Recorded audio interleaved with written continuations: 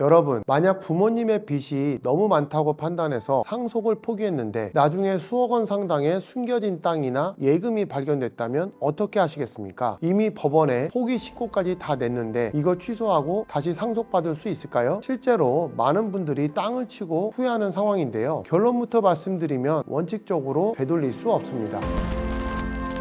상속 포기는 단순히 재산을 안 받겠다는 의미가 아닙니다. 법원에 상속 포기 신고가 수리되는 순간 그 사람은 민법 제1042조에 따라 처음부터 상속인이 아니었던 것으로 처리됩니다. 상속인의 지위 자체가 소멸하는 것이죠. 하지만 예외가 전혀 없는 것은 아닙니다. 우리 민법 1024조는 상속 포기가 사기, 강박 또는 착오로 인해 이루어졌다면 예외적으로 취소할 수 있다고 규정하고 있습니다. 단 여기에는 엄격한 시간 제한이 있습니다. 이 취소권은 추인할 수 있는 날, 예를 들어 사기나 강박이 종료되고 그 사실을 알게 된 때로부터 3개월 또는 상속 포기를 한 날로부터 1년 내에 행사해야 합니다. 이 기간이 지나면 불가능합니다. 여기서 중요한 실무적 포인트가 있습니다. 설령 가정법원이 상속 포기 취소 신고를 수리해 준다고 하더라도 가정법원의 수리는 절차적 단계일 뿐입니다. 실체적인 취소 요건을 충족했는지 여부는 추후 채권자나 다른 상속인 같은 이해관계인이 다투는 경우 민사 본안 소송에서 최종 판단됩니다.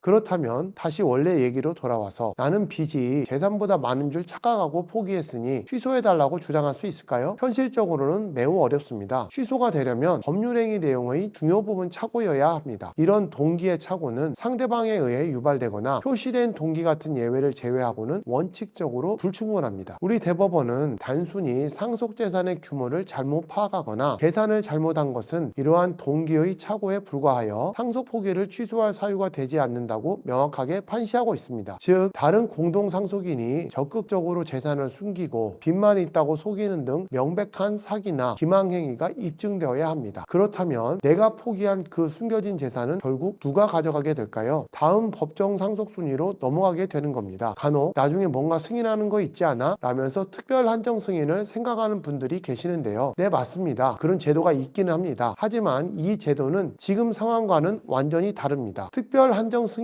상속 포기를 한 사람이 아니라 상속을 승인한 사람을 위한 부재책입니다. 이것은 상속을 승인한 사람이 중대한 과실 없이 세무초과 사실을 뒤늦게 안 경우에 신청합니다. 즉 숨겨진 재산을 발견했을 때 쓰는 것이 아니라 나중에 숨겨진 빚을 발견했을 때 신청하는 것입니다. 따라서 숨겨진 재산을 발견했다고 해서 이미 완료된 상속 포기를 되돌리는 제도가 아닙니다. 결국 핵심은 상속 포기를 결정하기 전에 최대한 신중해야 한다는 것입니다. 철저한 조회가 필수입니다. 상속이 개시된 사실을 안 날로부터 3개월의 숙려기간이 있습니다. 이 기간 동안 안심상속 원스톱 서비스를 통해 금융거래, 부동산, 세금 등 모든 재산과 채무를 철저히 조회해야 합니다. 이 서비스는 정보24 또는 주민센터 방문 신청으로 가능하며 사망일이 속한 달의 말일부터 1년 이내에 신청 가능합니다. 참고로 만약 이 3개월의 기간이 임박했다면 가정법원에 신청하여 그 기간을 연장받을 수도 있습니다. 그리고 한 가지 더 안전장치를 말씀드리자면 불확실하다면 한정 승인을 선택하시는 것을 추천드립니다. 재산과 빚 중 어느 쪽이 많은지 불확실하거나 혹시 모를 숨겨진 재산의 가능성이 있다면 상속 포기보다는 한정 승인을 선택하는 것이 훨씬 안전합니다. 한정 승인을 하면 나중에 숨겨진 재산이 발견될 경우 그 재산으로 빚을 갚고 남는 부분을 안전하게 상속받을 수 있습니다. 다만 한정 승인을 할 경우 채권자 공고와 변제 절차 같은 법정 절차를 제대로 밟아야 개인 재산을 안전하게 지킬 수 있다는 점을 유의해야 합니다. 상속 포기는 단 한 번의 결정으로 모든 권리를 잃게 만듭니다. 그래서 상속 포기를 고민하는 경우 반드시 상속 전문 변호사와 상의하여 결정하시기 바랍니다. 저를 선택하신다면 왜 상속마스터라는 굉장히 선언적인 채널을 운영하고 있는지 그 이유를 보여드리겠습니다. 감사합니다. 상속마스터 정재환 변호사였습니다.